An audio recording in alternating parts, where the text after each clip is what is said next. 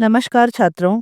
आज हम एनसीईआरटी कक्षा 8 संस्कृत की पुस्तक दीपकम के अष्टमः पाठः, जिसका नाम है पश्यत कोणम मैशान्यम भारतस्य मनोहरम, का अभ्यास कार्य करेंगे। वीडियो शुरू करने से पहले आप सबसे एक छोटी सी रिक्वेस्ट है। अगर आपने हमारे चैनल को अभी तक सब्सक्राइब नहीं किया है तो प्लीज़ इसे सब्सक्राइब कर लें, और अगर ये वीडियो आपको अच्छा लगता है तो आप इसे लाइक करें और अपने दोस्तों के साथ शेयर जरूर करें। तो आइए इस पाठ का अभ्यास कार्य करते हैं। यहाँ प्रश्न 1 है, अधोलिखिता नाम प्रश्नानाम एक पदेन उत्तरम लिखत। नीचे लिखे गए प्रश्नों के एक पद में उत्तर लिखें। पहला प्रश्न है, अस्माकं देशे कति राज्यानि सन्ति। हमारे देश में कितने राज्य हैं? तो इसका उत्तर है अष्टाविंशतिः, अर्थात 28। अगला प्रश्न है, प्राचीने इतिहासे काः स्वाधीनः आसन्। प्राचीन इतिहास में कौन स्वाधीन थे या कौन आजाद थे? इसका उत्तर है सप्त भगिन्यः, अर्थात 7 बहनें। केषां समवायः सप्त भगिन्यः इति कथ्यते। केषां समवायः, किनका समूह 7 बहनें कहा जाता है? इसका उत्तर है सप्त राज्यानाम, अर्थात 7 राज्यों का। अस्माकं देशे कति केंद्र शासित प्रदेशाः सन्ति। हमारे देश में कितने केंद्र शासित प्रदेश हैं? इसका उत्तर है अष्ट, अर्थात 8। सप्तभगिनी प्रदेशे कः उद्योगः सर्वप्रमुखः।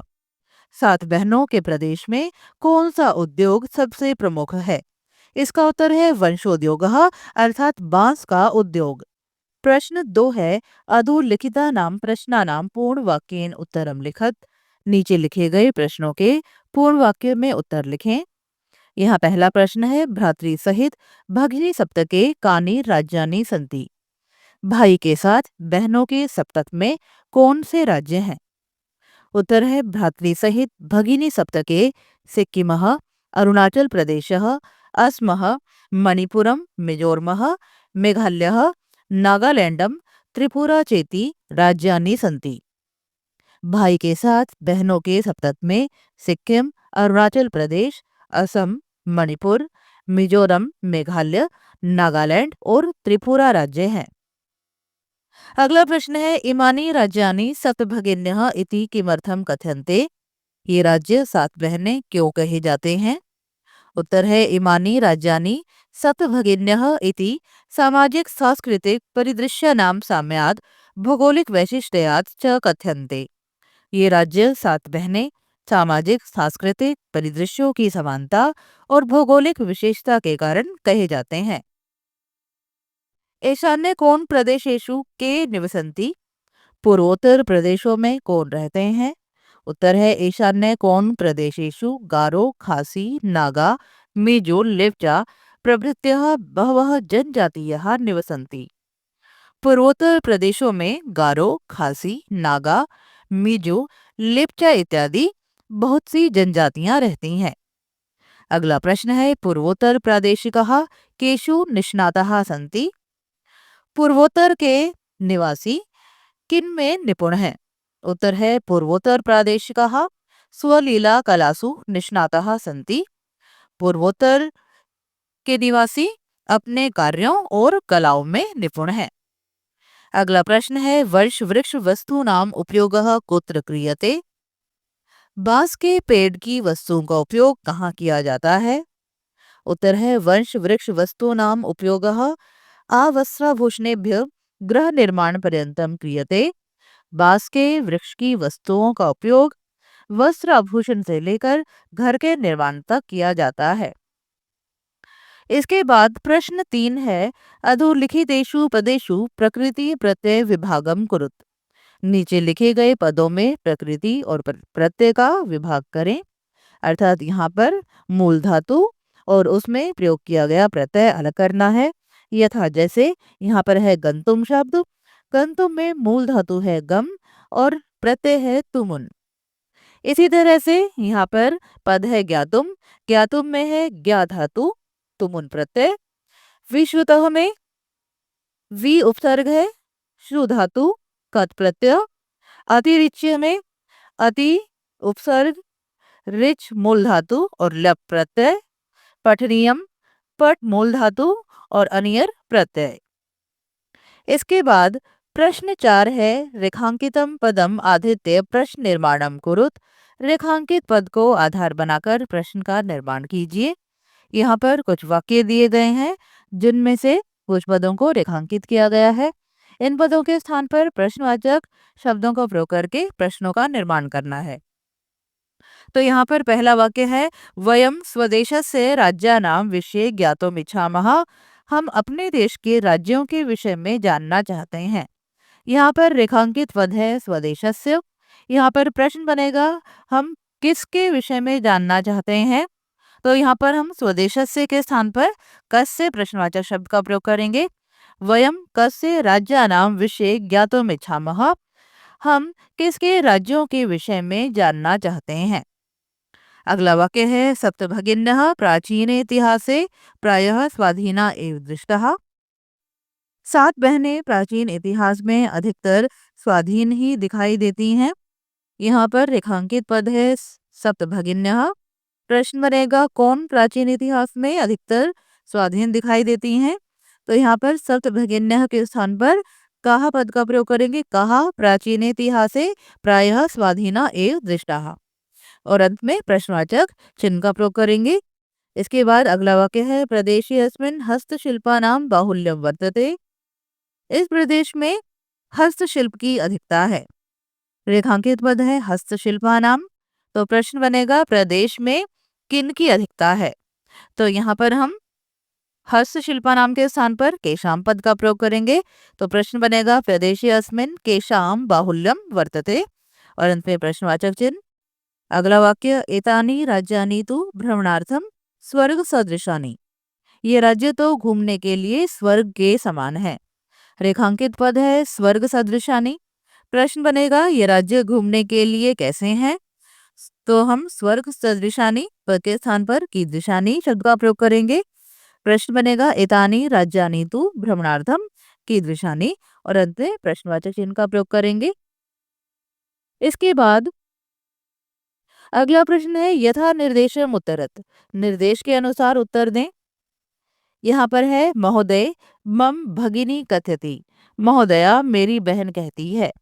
अत्र मम इति सर्वनाम पदम कस्य प्रयुक्तम। यहाँ पर मम सर्वनाम पद का प्रयोग किसके लिए किया गया है। तो यहाँ पर ये जो वाक्य था मम भगिनी कथयति, ये वाक्य कहा था स्वरा ने। तो यहाँ पर मम का प्रयोग किया गया है स्वरा के लिए। तो इसका उत्तर है स्वरायै, स्वरा के लिए। अगला प्रश्न है, सामाजिक सांस्कृतिक परिदृश्यानां साम्याद् इमानि उक्तोपाधानि प्रथितानि।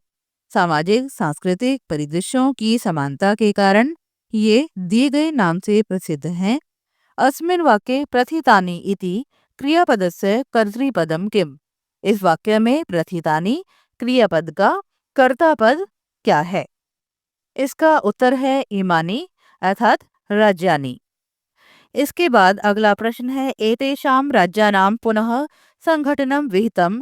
अत्र संघटनम इति कर्तृपदस्य क्रियापदम किम। इन राज्यों का फिर से संगठन किया गया। यहाँ पर संघटनम कर्ता पद के लिए क्रियापद क्या है। तो इसका उत्तर है विहितम। अगला प्रश्न है, अत्र वंश वृक्षाणाम प्राचुर्यम विद्यते। यहाँ बांस के वृक्षों की अधिकता है। अस्मात् वाक्यात् अल्पता इति पदस्य विपरीतार्थकम पदम चित्वा लिखत। इस वाक्य से अल्पता पद के विपरीतार्थक पद को चुनकर लिखें। तो अल्पता का विपरीतार्थक अर्थात विलोम पद है प्राचुर्यम। इसके बाद है, क्षेत्र परिमाणी इमानी लघुनी वर्तन्ते। क्षेत्रफल के हिसाब से ये छोटे लगते हैं। अस्मिन् वाक्ये सन्ति इति क्रियापदस्य किम समानार्थक पदम प्रयुक्तम। इस वाक्य में सन्ति क्रियापद का कौन सा समानार्थक पद प्रयुक्त किया गया है।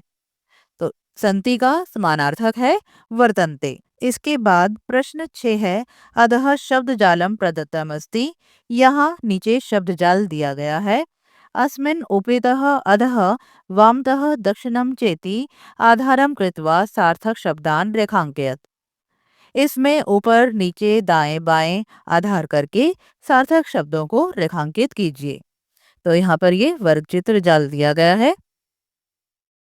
यहाँ पर देखिए शब्द है जनजाति ही। यहाँ से शब्द है त्रिपुरा, मणिपुरम। यहाँ से बन जाएगा सप्तभगिन्यः। यहाँ पर है पूर्वोत्तर, मिजोरमः। यहाँ पर शब्द है भ्राता।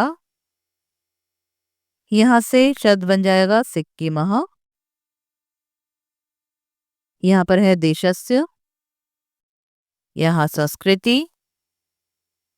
इसके बाद यहाँ पर है नागा। यहाँ पर खासी। यहाँ पर गारो। इसके बाद यहाँ पर शब्द है प्राकृतिकः। यहाँ पर है भगिनी। यहाँ पर है वंश वृक्षः, अरुणाचलः। यहाँ पर है मेघालयः। यहाँ पर भ्राता शब्द फिर से बन रहा है। इसके बाद है नागालैंडम।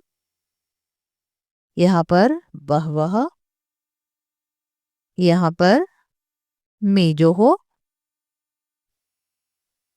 ठीक है, तो यहाँ पर ये पद इतने सारे शब्द बन चुके हैं। प्रश्न 7 है पट्टिकातः पदानि चित्वा रिक्त स्थानानि पूरयत। पट्टिका से पदों को चुनकर रिक्त स्थानों को पूरा करें। यहाँ पर पट्टिका दी गई है जिसमें कुछ पद लिखे गए हैं। इन पदों के द्वारा नीचे लिखे गए वाक्यों को पूरा करना है। तो यहाँ पर पहला वाक्य है छात्राः अद्य डैश विषय ज्ञातुमिच्छन्ति। तो यहाँ पर आएगा स्वदेशस्य राज्यानाम। छात्र आज अपने देश के राज्यों के विषय में जानना चाहते हैं। अगला वाक्य है अस्माकं देशे डैश राज्यानि तथा 8 केंद्र शासित प्रदेशाः सन्ति। तो यहाँ पर शब्द आएगा अष्टाविंशतिः। हमारे देश में 28 राज्य तथा 8 केंद्र शासित प्रदेश हैं। इसके बाद है सप्तभगिन्यः एकः भ्राता च इति डैश कथन्ते। यहाँ पर पद आएगा पूर्वोत्तर राज्यानि। 7 बहनें और एक भाई पूर्वोत्तर के राज्य कहे जाते हैं। अगला वाक्य सप्तभगिन्यः इत्युक्तानि राज्यानि। 7 बहनें, ये राज्य हैं अरुणाचल प्रदेशः, असमः, मणिपुर, मिजोरमः, मेघालयः, नागालैंड, त्रिपुरा। अगला वाक्य प्रदेशे अस्मिन् डैश बाहुल्यम अस्ति। यहाँ पर आएगा जनजाति ही। इस प्रदेश में जनजातियों की अधिकता है। अगला वाक्य पूर्वोत्तर राज्येषु वंश वृक्षाणां डैश विद्यते।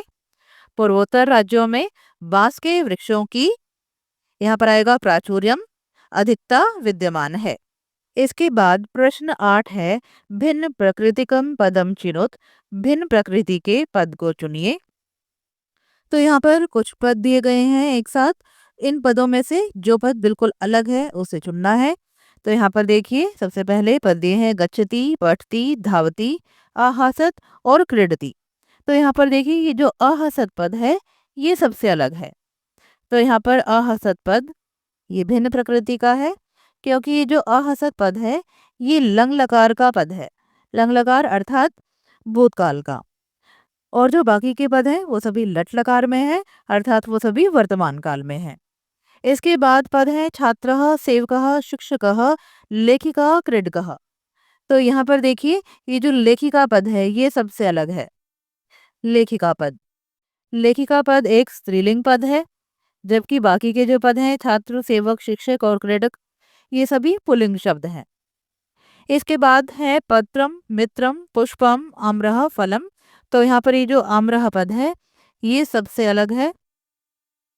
ये जो आम्रः पद है ये पुल्लिंग पद है और जो बाकी के पद है पत्रम, मित्रम, पुष्पम और फलम ये सभी नपुंसक लिंग पद हैं। इसके बाद है व्याघ्रः, भल्लुकः, गजः, कपोतः, शाखा, वृषभः, सिंह। तो यहाँ पर जो भिन्न पद है वो है शाखा क्योंकि शाखा एक स्त्रीलिंग पद है और जो बाकी के पद हैं वो सभी पुल्लिंग हैं। इसके बाद पद है पृथ्वी, वसुंधरा, धरित्री, यानम, वसुधा। तो यहाँ पर जो सबसे अलग पद है वो है यानम। जो ये यानम पद है ये एक नपुंसक लिंग पद है और जो बाकी के पद हैं वो सभी स्त्रीलिंग पद हैं। ये सभी धरती के पर्यायवाची पद हैं। इसके बाद प्रश्न 9 है विशेष विशेषणानाम उचितम मेलनम कुरुत। विशेष्य और विशेषणों का उचित मेल कीजिए। तो यहाँ पर दिए गए हैं विशेषण पदानि और यहाँ पर है विशेष्य पदानि। तो यहाँ पर पहला पद है अयम। अयम का मेल होगा प्रदेशः के साथ, अयम प्रदेशः। इसके बाद है संस्कृति विशिष्टायाम। इसका मिलान होगा भारत भूमौ के साथ। इसके बाद है महत्वाधायिनी संस्कृति ही। प्राचीने इतिहासे एकः समवायः। तो छात्रों, ये था आपके पाठ 8 का अभ्यास कार्य। आशा करती हूँ आप सभी को अच्छी प्रकार से समझ में आया होगा। वीडियो देखने के लिए आप सबका धन्यवाद। मिलते हैं अगले वीडियो में, तब तक के लिए आप सभी को नमस्कार।